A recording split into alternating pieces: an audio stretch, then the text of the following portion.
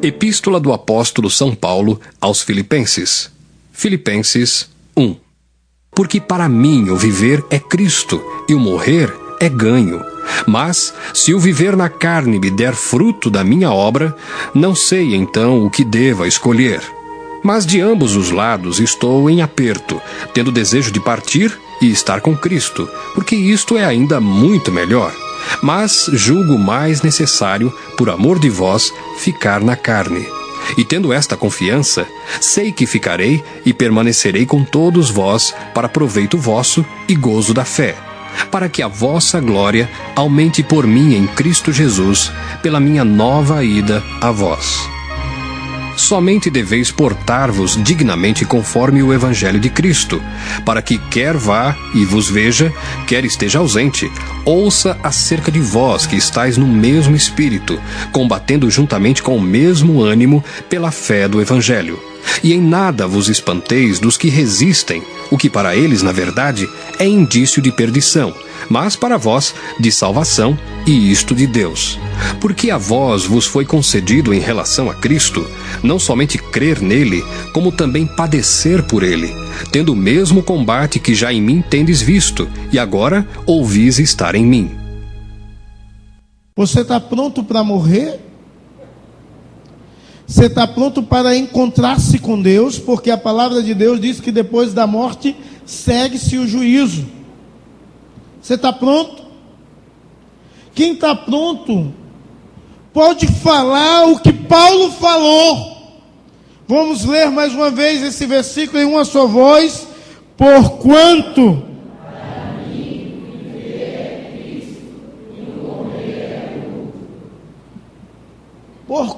para mim o viver é Cristo, e o morrer é lucro. Como é que você tem encarado a morte? Como lucro? Porque se você não tem encarado como lucro, eu quero te dizer que você não está pronto para morrer. Por quê? Porque você não tem uma intimidade com Deus. Porque você não tem convicção de sua salvação. Porque você não vive em santidade, em louvor, em glorificação e exaltação ao Senhor. Paulo vivia assim, e quando ele escreve essa carta à igreja em Filipos, ele está preso. Ele diz: portanto para mim, e sabia que ia morrer, portanto para mim o viver é Cristo e o morrer é lucro. Eu sei que eu vou morrer, eu estou preso, eu estou vivendo em sofrimento, mas eu quero dizer que viver é Cristo. Eu vivi para a glória dele, e o morrer é lucro. Eu vou morrer para a glória dele. Então a morte era encarada, não da forma que todo mundo encara, perda, mas era encarada como um lucro maior. E a vontade de Deus é que o povo de Deus, a igreja do Senhor Jesus, possa compreender essa verdade para a glória e louvor do Senhor Jesus. Quando Paulo plantou essa igreja em Filipos, é interessante, irmãos, que quando Paulo plantou essa igreja, foi na sua segunda viagem missionária, ele foi impulsionado por Deus. Quando você lê a carta de Atos,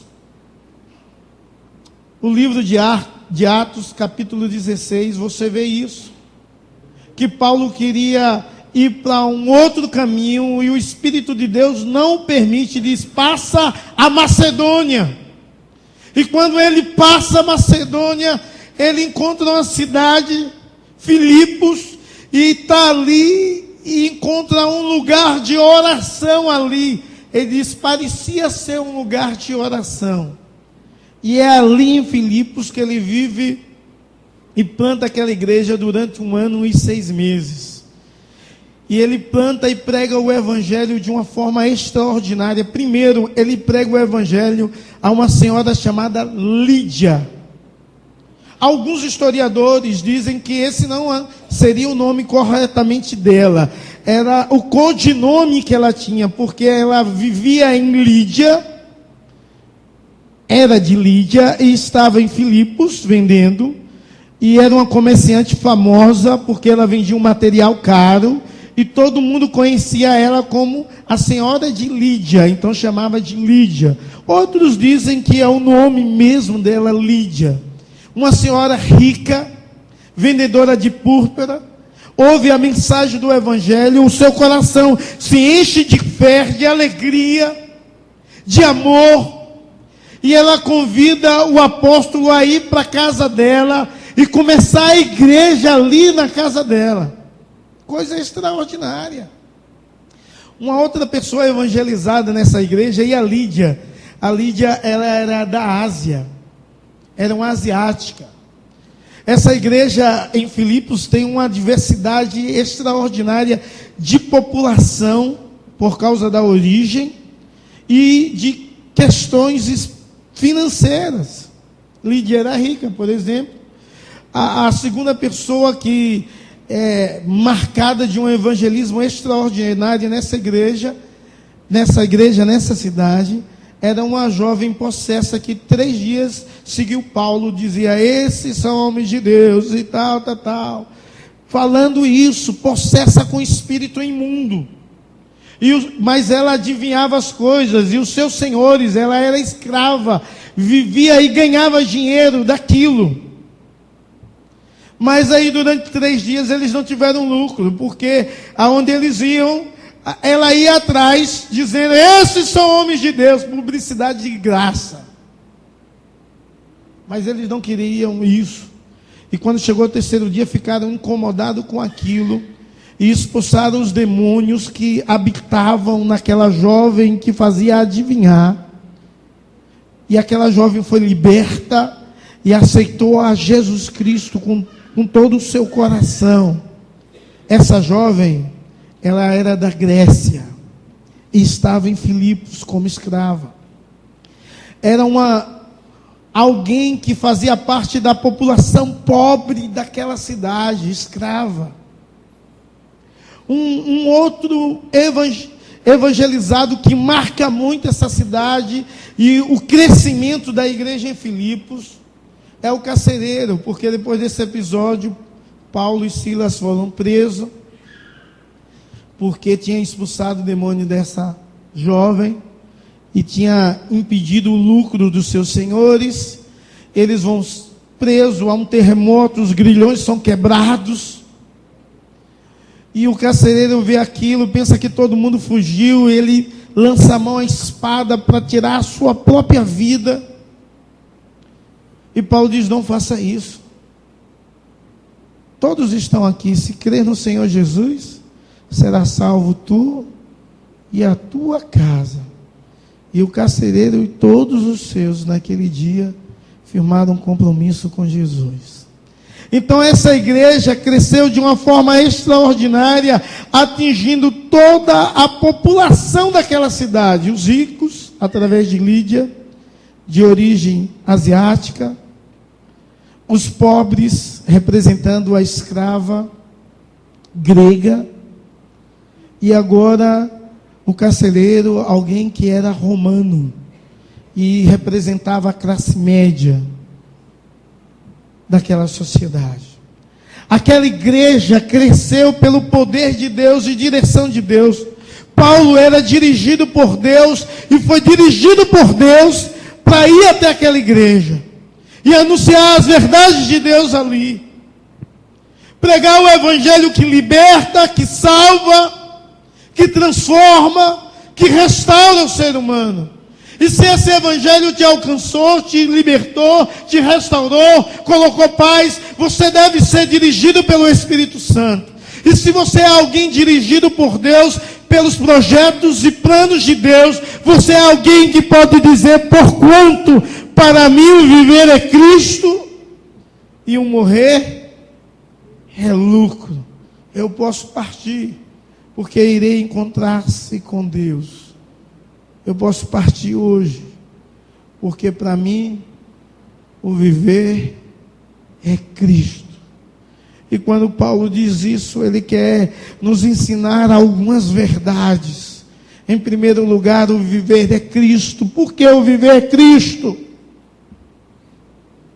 Porque Cristo marcava o começo da sua vida. Porque ele entendia que sem Cristo não há vida. E um dia, quando ele ia no caminho de Damasco, prender os servos de Cristo, ele cai, e naquela queda ele tem uma visão com o próprio Cristo, dizendo: Saulo, Saulo, por que me persegue? A partir dali ele entende o que é vida, e ele passa a viver. Por isso que ele diz: para mim o viver é Cristo.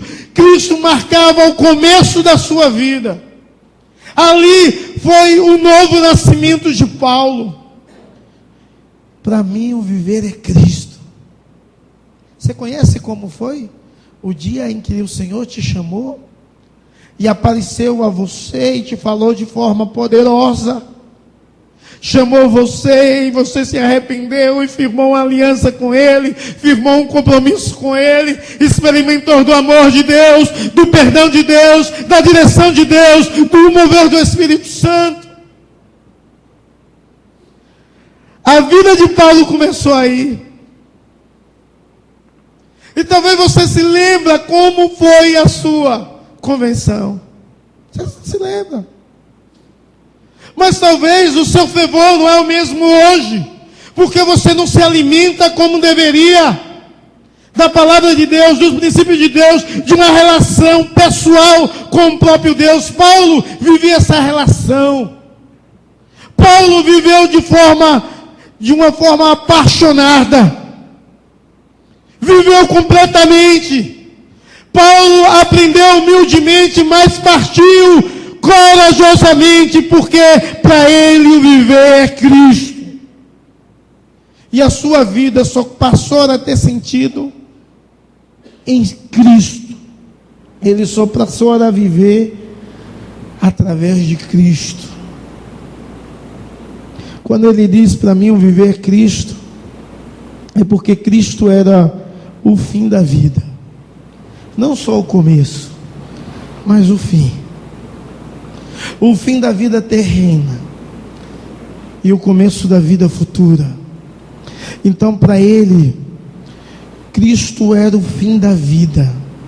Ele deveria viver para Cristo e partir para Cristo. Quantos e quantos homens de Deus partiram para Cristo com uma fé fervorosa, com um amor extraordinário, porque entenderam que Cristo era o fim principal da vida e vivia para a glória dele. Amados, talvez você está aqui e você não compreende essa verdade. Talvez você está aqui e você não entende isso, não compreende isso. E sabe, talvez você está aqui e não vive desse jeito. Talvez se hoje Deus te chamasse e você partisse, morresse, talvez você poderia dizer: eu podia ter mudado. E você podia falar igual aquela música do Titãs. Música mais besta. Porque demonstra que o povo não vive intensamente. Queria ter trabalhado mais, feito mais coisas, queria fazer tudo. E não fez, por quê? Aí bota na lápide lá a tristeza, não fez por quê? Ah, eu queria ter me doado mais, eu queria ter amado mais, eu queria ter servido mais. E por que não fez? Quando você chegar diante de Deus, você vai dizer o quê? Olha, eu queria ter sido um servo mais fiel. Você vai dizer isso? Porque Deus vai te dizer: apartai-vos de mim, que eu não te conheço. Agora, quem serve a Deus com tudo que é, com todo o seu ser, com toda a expressão, e louva a Deus com toda a alegria, e não deixa que o inimigo coloque empecilhos na sua vida para louvar e engrandecer a Deus, ele, quando encontra com Jesus Cristo, ele não precisa se desculpar de nada, porque o viver dele, o fim principal da vida tem sido Cristo. E quando Cristo olhar para ele, ele diz assim: vinde bendito do meu Pai. possuir por herança o que está prometido desde o início do mundo. Venha desfrutar da salvação. O viver é Cristo. Quando ele diz isso, é porque Cristo era a sua inspiração de vida. Ele não só vivia para a glória de Deus, mas ele vivia por isso, porque ele era a sua inspiração. Todo dia ele acordava, tinha motivo de alegria, de inspiração, de trabalhar, de servir, de glorificar, de exaltar a Deus com a sua vida, porque ele tinha quem inspirava.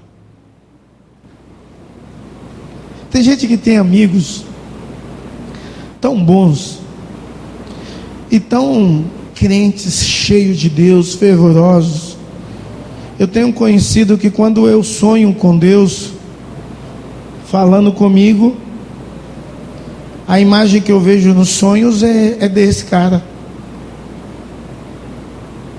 Eu sei que ele não é Deus e nunca vou comparar com Deus, mas eu vejo que ele tem tanta intimidade com Deus, e Deus, quando se revela para mim, se revela na imagem dele, falando de sonhos comigo. E tem gente que tem assim amizades tão fortes com gente que ama a Deus tanto, que quando a pessoa se afasta, ou por viagem, ou por mudanças, ou porque morre e parte, nesse caso o colega é vivo, viu? Morre e parte, para os irmãos não interpretar mal aí. Então, acontecem essas coisas, a pessoa passa a ter uma frieza espiritual muito grande. Sabe por quê? Porque a sua fé está sendo firmada no homem, não em Deus, não nos princípios de Deus, não na verdade de Deus. E aí você esfria. Sabe quando a fé é firmada no homem? Quando a igreja muda e as coisas acontecem diferente do seu pensamento e você esfria, a sua fé não está sendo firmada em Deus.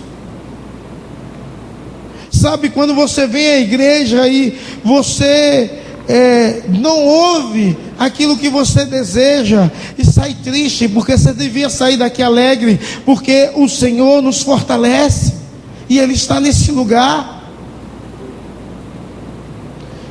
E se hoje Deus ainda não te deu uma resposta, é porque Ele está dando a uma outra pessoa. E tem vezes que Deus faz um culto inteiro para uma só pessoa, e o seu momento vai chegar, mas você se esfria por causa disso. A sua fé não está firmada em Deus, está firmado no que você quer ouvir, no que você deseja, nos seus sonhos, nos seus projetos, no que você almeja, não em Deus. E isso eu quero te dizer de forma extraordinária, você tem de mudar. Sabe por quê? Porque só os crentes podem dizer: o meu viver é Cristo. É Cristo, sim, porque a minha vida começou a ser vivida através dele. Por quê? Porque Ele é o propósito da minha vida, e porque Ele é a inspiração da minha vida. Mas depois de dizer essa verdade, ele diz assim: o morrer é lucro. O morrer é lucro. E com isso ele queria dizer algumas verdades. A primeira, que era lucro porque era a entrada na presença do Senhor de forma plena. Quando você tem um encontro com Jesus Cristo, Ele te chama, você entra na presença de Deus e você vive na presença de Deus, na presença do Senhor, mas não de forma plena. Você experimenta do agir de Deus e das manifestações de Deus, algumas pessoas mais do que outras, sim, mas não de forma plena. Você sente Deus, você ouve Deus, você fala com Deus, sim, mas não de forma plena. Mas o morrer é lucro, porque quando você morre em Cristo, você desfruta da presença plena de Deus, como nunca você desfrutou, e como nunca na terra ninguém vai desfrutar. Você desfruta disso. Então ele disse: o morrer é lucro, é melhor estar com Deus e experimentar desse Deus extraordinário, maravilhoso, bondoso. Quando ele diz assim, o morrer é lucro, é porque a sua união com Cristo ia ser maior, muito melhor do que antes, porque ele poderia desfrutar de uma união extraordinária e magnífica, da qual nunca antes ele tinha experimentado. Eu acho que a igreja precisa muito aprender sobre a morte, e nós falamos pouco sobre isso, para que possa viver para a glória de Deus e partir de forma corajosa, crendo que está com Deus. E quem é de Deus está com Ele. Quem é de Deus está melhor do que você, está melhor do que eu. Quem é de Deus que parte para a glória está muito melhor que nós. Que aqui você tem sofrimento, dor, enfermidades, adversidades, perseguições, desilusões. Aqui você se machuca porque ainda tem irmão que te maltrata. Aqui tem gente que dá vontade de você falar, assim como Jesus Cristo falou a Pedro, arreda Satanás, porque está sendo usado pelo diabo, é instrumento do diabo.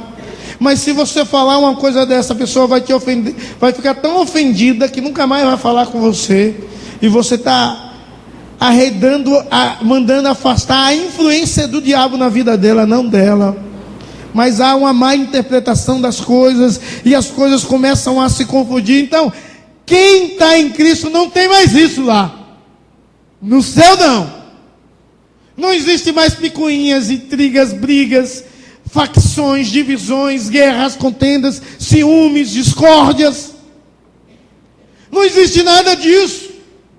Há uma paz, uma alegria extraordinária, desfrutando. Lá não vai haver mais a morte, você vai viver eternamente ao lado de Cristo, o seu real eu, desfrutando das bênçãos celestes, que são incomparáveis, que nem olhos viram, diz a palavra de Deus, nem ouvidos ouviram, nem jamais penetrou no coração do homem, o que Deus preparou para aqueles que o amam, e vivem para a sua glória, e entende que morrer é lucro.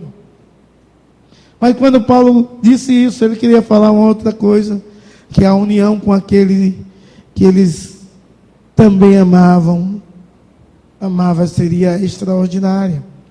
Com a igreja que tinha partido há muito tempo, ou com a igreja no futuro, seria algo magnífico.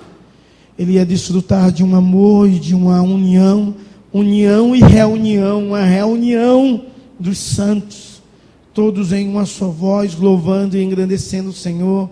Lá não ia haver divisões de placa, ninguém ia dizer a minha igreja, eu sou presbiteriana, a minha igreja é uma igreja que gosta da palavra de Deus, ou gostava, já partiu, né? Gostava da palavra de Deus, e o outro diz bem assim, vocês gostavam da palavra de Deus, mas vocês não gostavam muito de oração, eu sou de uma igreja renovada. Não vai ter isso, irmãos, não vai ter divisões, não vai ter placa de igrejas, não vai ter, mas vai ter uma reunião de todos os santos, de todos os tempos, a igreja invisível, reunida de todos os tempos em um só local, louvando e bendizendo ao Cordeiro, sabe, e as divisões caem. Então para Paulo isso era muito gratificante, morrer era lucro, porque ele ia viver desse negócio que aqui na terra é impossível viver, porque eu sou falho e você também. Então ele disse, para mim o viver é Cristo, e o morrer é lucro.